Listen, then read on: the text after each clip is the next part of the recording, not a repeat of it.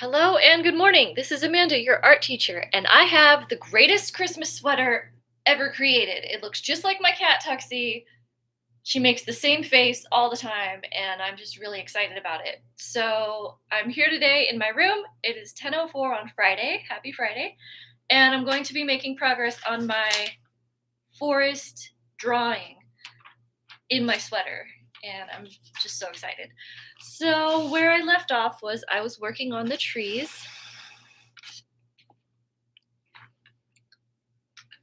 Look at it! Look at this sweater. I don't even know how I found this on Instagram. On Facebook or Amazon. I think I was searching for sweater dresses, and then this piece of magnificence just showed up. Insta buy. And so, yeah, I was working on the trees yesterday. Do I need this to be higher?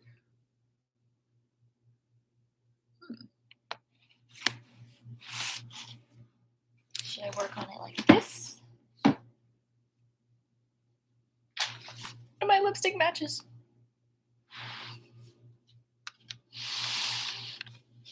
Do, do, do, do, do, do. All right, so I have mentioned that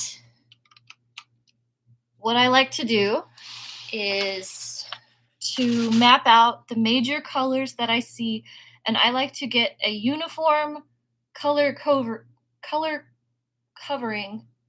as much as I can, as fast as I can, just to block in the colors so I can make the most progress.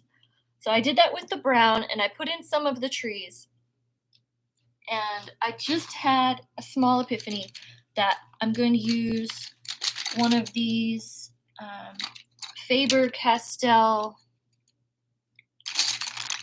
Pit Pastel. These are great to do the thinner trees, because I did these yesterday with a regular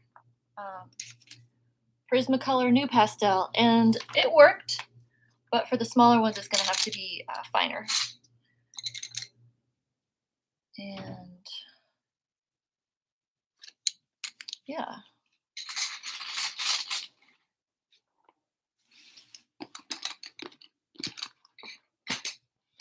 Okay. So what I need to do to block in the most color is to start putting in the green.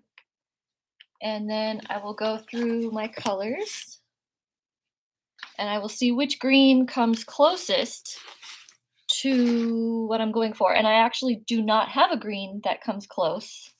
So I'm going to have to mix, which is, this one could go work. Okay. Yeah, this one, especially for this middle part. And then there's like some more of this, like a bluer green there, kind of. And then there's like yellow. And then there's some olive green, which I do have. So I have the colors. But I'm just going to start with one. And I'm going to start with one area.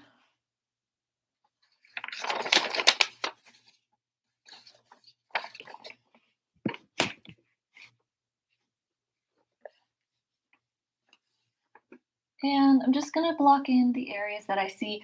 And something I do speak about is to always be forming. So I can see that there's like leaf patterns. And I'm going to try to do that with my crayon or my pastel here. So I'm not just going to like color it in. I'm going to try to form the leaves as much as I can right now. And it might not be perfect. It's just going to be a base layer. I'm going to have to go over it. I do the biggest areas first, macro to micro, just blocking in the major colors, and then I will finish the piece with the details. But I would like to keep the details in mind now, like start with the end in mind, kind of. And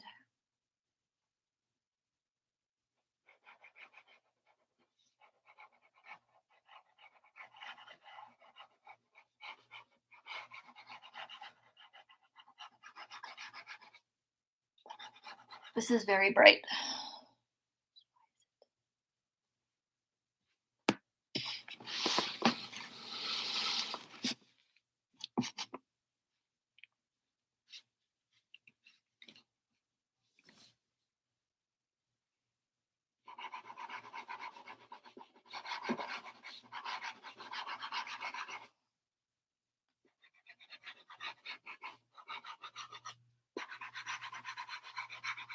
And I am gonna have to mix because I can see that this is very dark. I mean, very bright.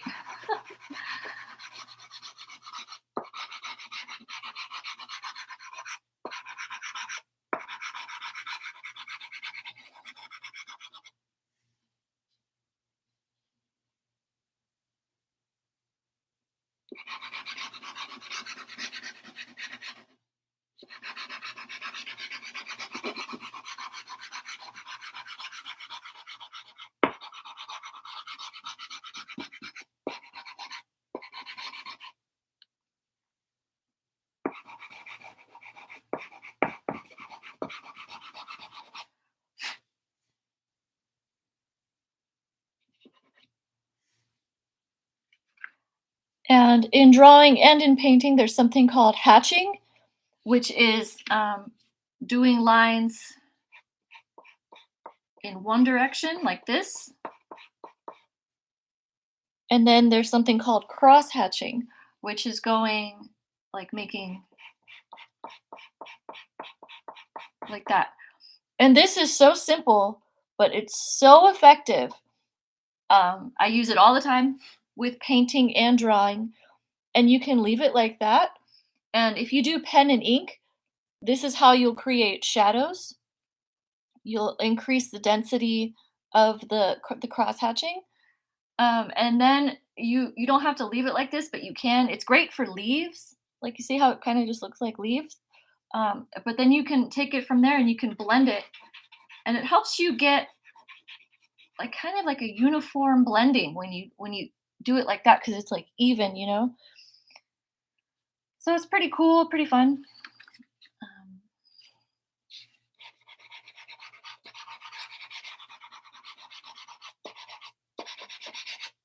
I can do it right now. I use cross hatching for clouds.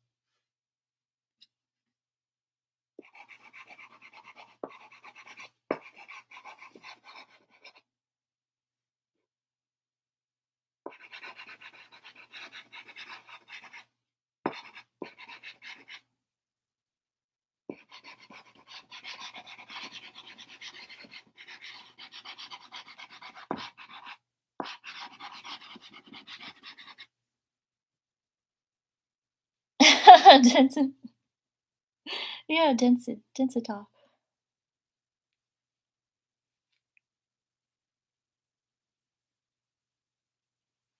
Hi.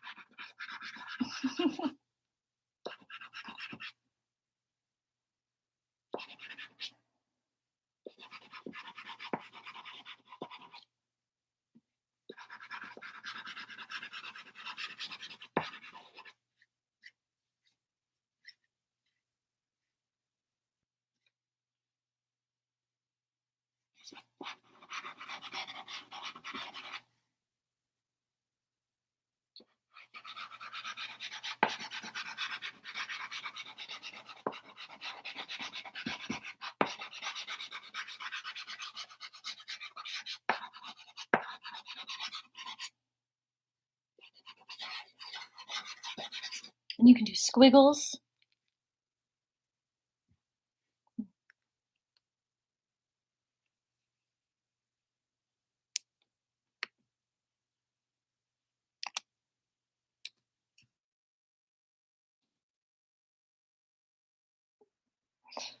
Yeah, festive. I'm so festive right now. Oh my gosh.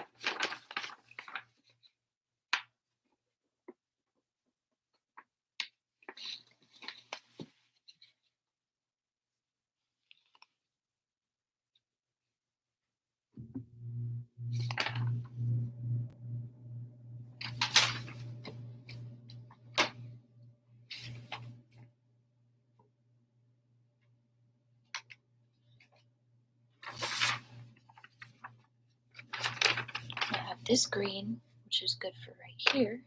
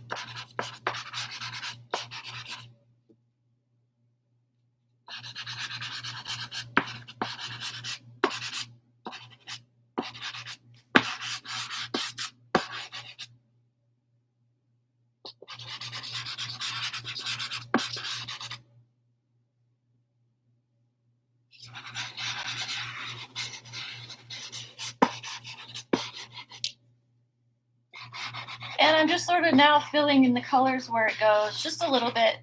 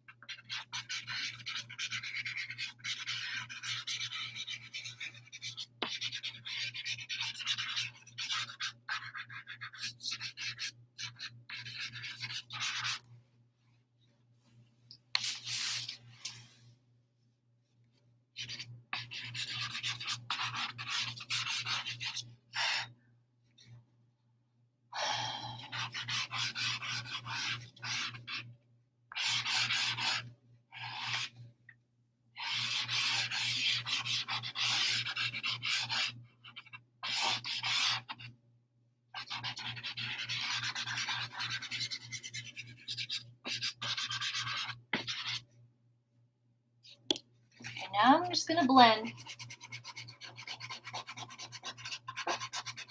and make sure that I get the pigment up right up in like the line of the tape so that it makes a nice border.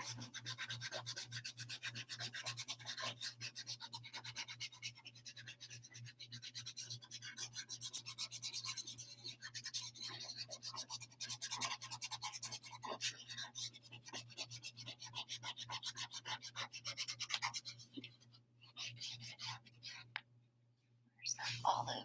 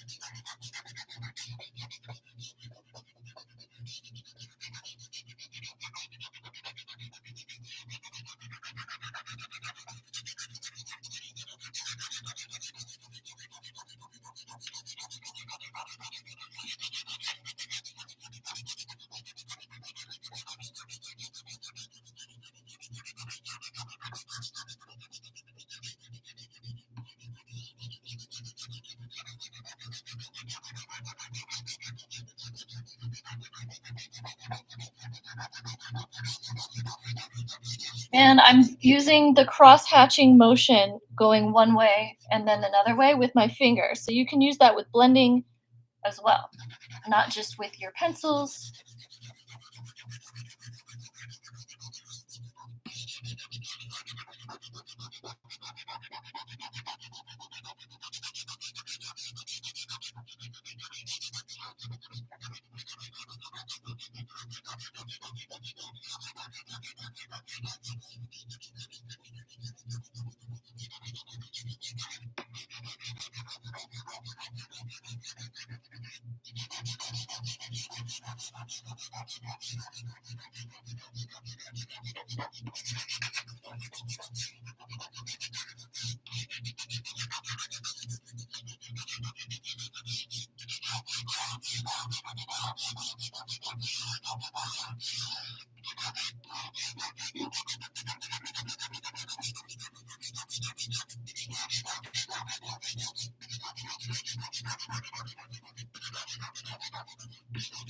And it's okay if I cover up a lot of the white because I'm going to, when I get to the details, I'm gonna just go over it with the white new pastel. And this is really pigmented, so if I just like go over it, like you can see that it's gonna just leave a very nice white spot. So I don't have to worry about leaving spots right now because I'm just blocking in the major colors that I see right now. And I'm probably gonna have to do multiple layers because you can still see the paper through what I'm doing, and I don't want that. Like I want it to be a very nice, thick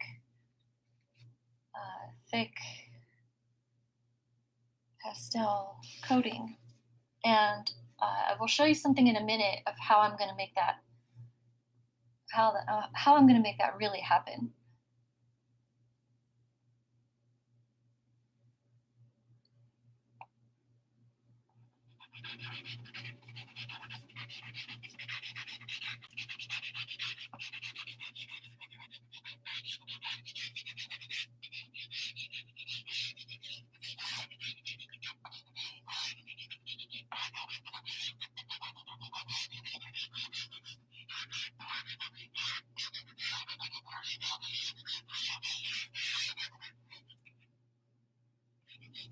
This area has some sharper directional lines, as you can see, I'm sort of copying that.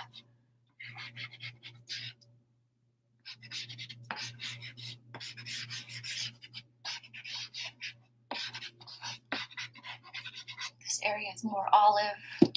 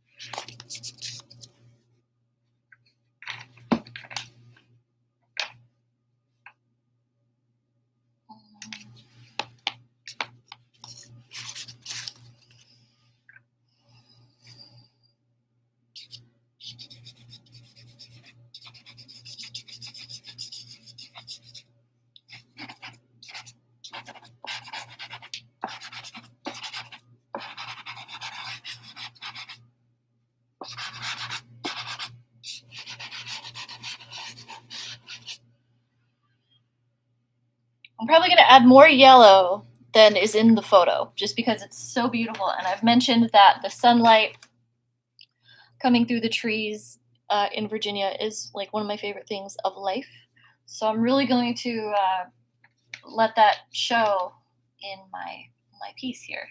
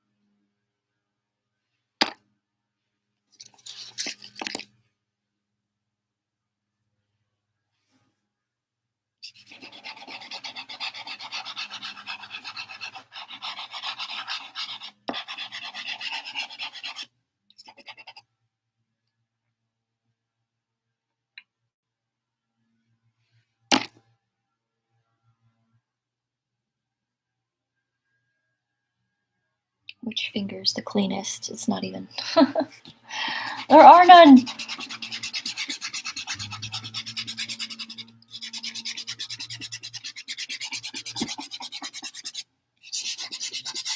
It doesn't matter for some of the parts, but this is like a lighter part, so I don't want to use like a dark finger on a light area. I mean, I could fix it, but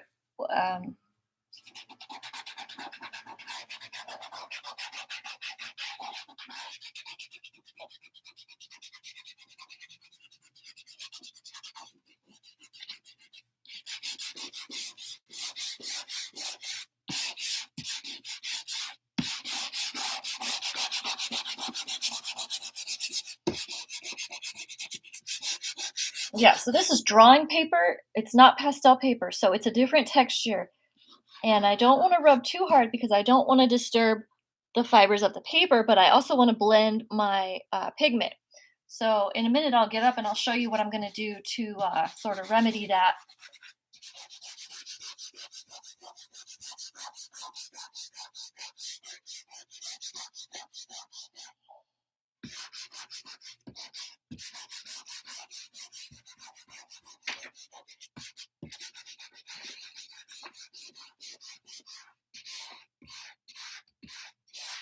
Just creating strong directional lines with my finger movements. Going to create a lot of energy in the piece. It's going to be really exciting. I'm excited about everything right now. Life is exciting.